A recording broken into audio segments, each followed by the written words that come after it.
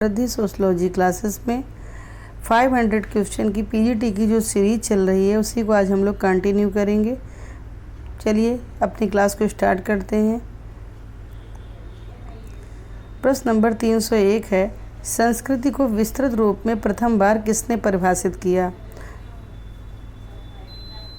तो संस्कृति को विस्तृत रूप में प्रथम बार टायलर ने परिभाषित किया है। तो इस क्वेश्चन का आंसर 1 नंबर का ऑप्शन होगा।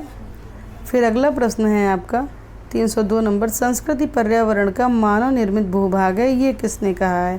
तो संस्कृति पर्यावरण का मानव निर्मित भूभाग है, ये हेरस्कोविट्स ने कहा है।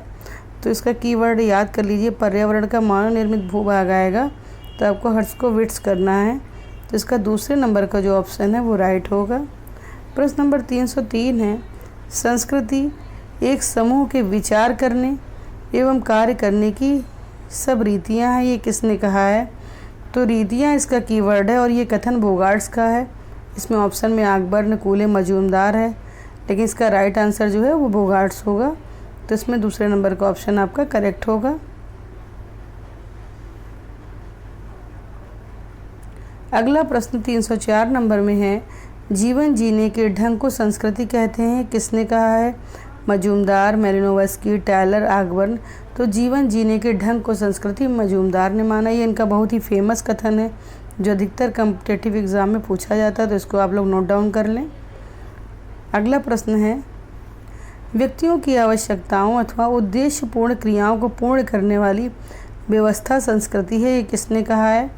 तो देखिए, व्यक्तियों की आवश्यकताओं की बात मेलिनोवस्की करते हैं, तो ये कथन मेलिनोवस्की का है, तो इसको नोट डाउन कर लीजिए। तो ये 305 नंबर में प्रश्न जो है उसका पहले नंबर वाला जो ऑप्शन है वो करेक्ट हो जाएगा। उसके बाद प्रश्न नंबर 306 है, संस्कृति सीखे हुए व्यवहार प्रतिमानों का योग है, यह कथन है मेलिनोवस्की का, हावेल का, क्रोवर का, ब्रूम एवं सेल्जनिक का। तो संस्कृति सीखे हुए व्यवहार एवं प्रतिमानों का योग है, ये कथन हावेल ने कहा है। अगला प्रश्न 307 नंबर में है, संस्कृति मानव की सामाजिक विरासत है, ये कथन किसका है? ऑप्शन में है ब्रूम एवं सेल्जनिक, क्रोबर, टायलर, बीरस्टीड। तो संस्कृति मानव की सामाजिक विरासत इसका कीवर्ड है और ये कथन ब्रूम एवं सेल्जनिक का है। तो इसमें पहले नंबर वाला जो ऑप्शन है वो करेक्ट हो जाएगा। उसके बाद अगला प्रश्न है 308 नंबर, संस्कृति जीवन जीने की संपूर्ण विधि है। तो संस्कृति को जीवन जीने की संपूर्ण विधि जो है वो मेलिनोवस्की ने माना है। तो इसका 308 नंबर जो प्रश्न है इसका पहले नंबर वाला जो ऑप्शन है वो करेक्ट हो जाएगा।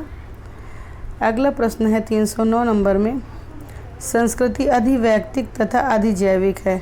अधिवैयक्तिक मतलब व्यक्ति से भी ऊपर है, अधिजैविक मतलब जीव से भी ऊपर है। तो इसमें जो आपका ऑप्शन है हावेल, क्रोबर, टायलर और बीरस्टीड, अधिवैयक्तिक एवं अधिजैविक की बात क्रोबर करते हैं। उसका अगला प्रश्न है, निर्जाति केंद्रवाद शब्द का प्रयोग किसने किया? देखिए, निर्जाति केंद्रवाद इसको इंग्लिश में एथनो सेंट्रिज्म बोलते हैं। इसका जो विरोधी शब्द है उसे परजाति केंद्रवाद, जीनोसेंट्रिज्म उसको बोला जाता है। तो निर्जाति केंद्रवाद का तात्पर्य ये होता है कि व्यक्ति अपनी जाति को अच्छा मानता है, दूसरे की जाति में कमियां ढूंढता है, उसे बुरा मानता है। तो इस प्रकार से 310 नंबर जो प्रश्न है ये शब्द जो है समनर के द्वारा प्रयोग किया गया और समनर की प्रसिद्ध जो पुस्तक थी उसका नाम फोकवेज था। तो अधिकतर एग्जाम में इस पुस्तक का नाम भी पूछ लिया जाता है। तो समनर ने फोकवेज नामक पुस्तक प्रकाशित की थी और उन्होंने निर्जाति केंद्रवाद शब्द दिया था।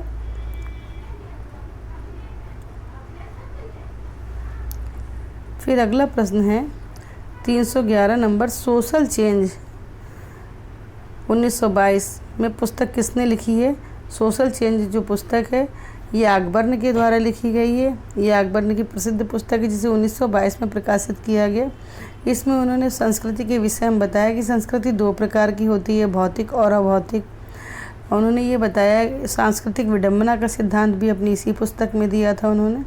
तो ये पुस्तक बहुत ही महत्वपूर्ण है, तो इसको आप लोग नोट डाउन करके लर्न कर लीजिए। मोस्टली एग्ज़ाम में इस तरीके के प्रश्न आते हैं। फिर अगला प्रश्न है आपका सांस्कृतिक पिछड़ापन इसे सांस्कृतिक विडंबना भी कहते हैं। इसमें अभौतिक संस्कृति जो होती है वो पीछे रह जाती है और भौतिक संस्कृति आगे बढ़ जाती है। तो इसे सांस्कृतिक पिछड़ापन अकबर ने बोला है। सोशल चेंज में इसके बारे में बताया है उन्होंने। तो सांस्कृतिक पिछड़ापन की अवधारणा अकबर के द्वारा प्रस्तुत की गई है उनकी पुस्तक सोशल चेंज में। उसका 313 नंबर प्रश्न है, भौतिक संस्कृति को सभ्यता किसने कहा है? कूले ने, मैकाइवर ने, वीरस्टीड ने, मेलिनोवस्की ने। तो भौतिक संस्कृति को सभ्यता की उपाधि जो है वो मैकाइवर ने दी है। तो इसमें दूसरे नंबर का जो ऑप्शन है वो करेक्ट हो जाएगा।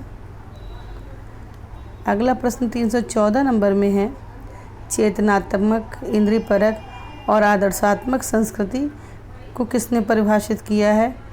ऑप्शन में है बोगार्ट्स, कूले, टायलर, सोरोकिन। तो सोरोकिन ने चेतनात्मक, इंद्रियपरक और आदर्शात्मक संस्कृति के बारे में बताया है। तो इसमें जो राइट आंसर होगा वो ऑप्शन नंबर 4 हो जाएगा। फिर उनकी 315 नंबर प्रश्न है आपका, इथोज और इडोज का उल्लेख किसने किया है? इथोज और इडोज के संबंध में क्रोबर ने बताया है। और इथोज को उन्होंने बाहरी पक्ष और इडोज को उन्होंने आंतरिक पक्ष, संस्कृति का आंतरिक पक्ष और बाहरी पक्ष, इस हिसाब से उन्होंने इसकी चर्चा की है और इसे महत्वपूर्ण माना गया है।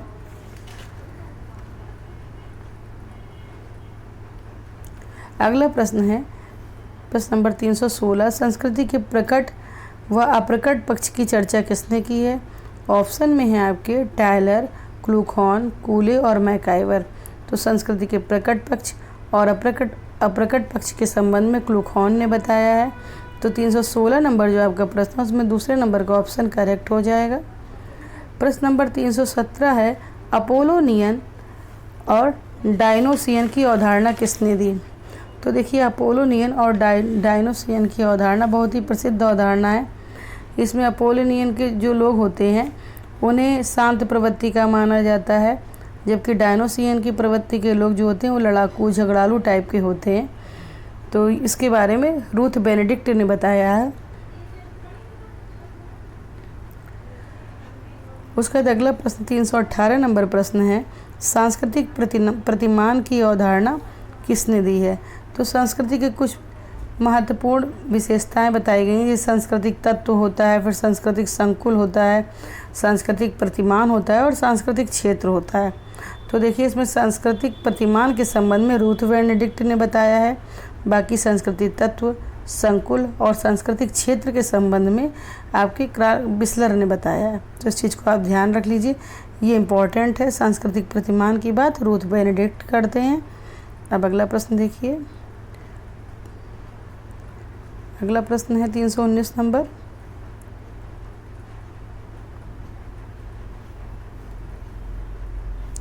सांस्कृतिक तत्व की अवधारणा किसने दी? तो अभी भी हमने बताया कि सांस्कृतिक तत्व के बारे में बिस्लर बताते हैं, सांस्कृतिक क्षेत्र की बात भी बिस्लर करते हैं और सांस्कृतिक संकुल की बात भी आपके बिस्लर करते हैं। तो ये आप नोट कर लीजिए, तत्व, क्षेत्र और संकुल की बात जो है बिस्लर करते हैं।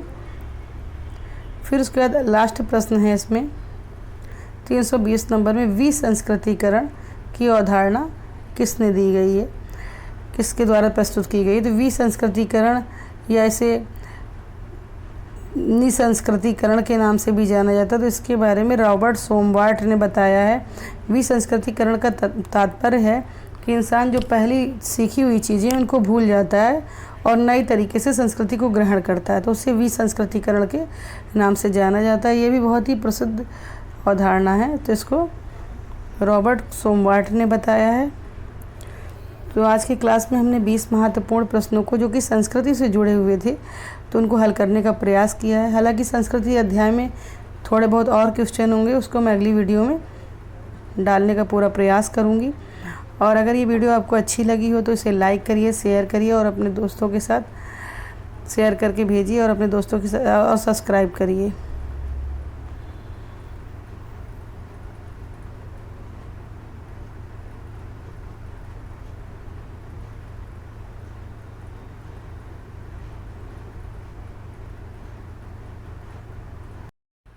इस वीडियो में 20 महत्वपूर्ण प्रश्नों को हल करने का प्रयास किया गया है जो कि संस्कृति से जुड़े हुए हैं और अधिकतर कॉम्पिटिटिव एग्ज़ाम में इस तरीके के प्रश्न पूछे गए हैं।